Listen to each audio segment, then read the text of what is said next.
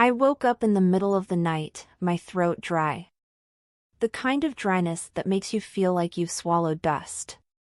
With a sigh, I slid out of bed, careful not to wake my husband, and padded toward the bathroom. The hallway was dimly lit by the glow of the streetlight outside, casting long, eerie shadows across the walls. I rubbed my arms, suddenly aware of how cold the house felt.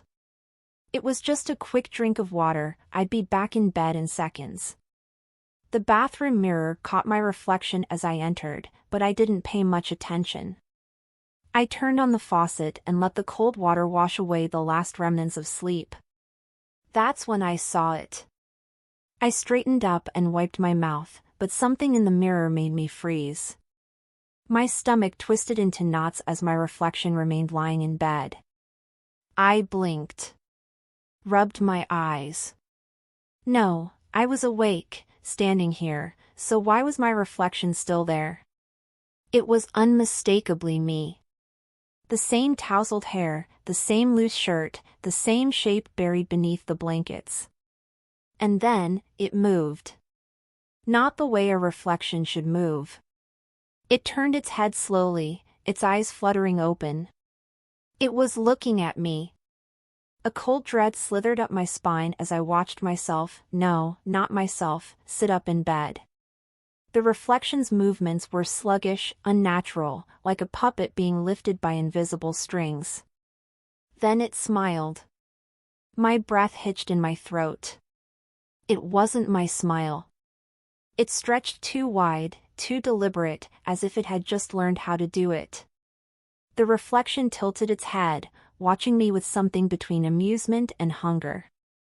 I took a step back, my heart pounding in my ears. My foot knocked over a glass on the counter, sending it crashing to the floor. The sound was deafening in the silence. In the mirror, the other me stood up. I couldn't move. I could only watch in growing horror as it placed its feet on the floor, standing beside my sleeping husband. But my husband didn't stir. The reflection lifted a hand, pressing it against the mirror's surface. My breath came in short gasps as I realized it was no longer mimicking me. It was doing something else. Its lips moved, but I heard no sound. Then, a voice, soft and whispery, filled the room. It came from everywhere and nowhere, curling around me like a breath against my skin. Time to switch. The lights flickered. The reflection lunged forward. Darkness. Silence. When the light returned, I was no longer in the bathroom.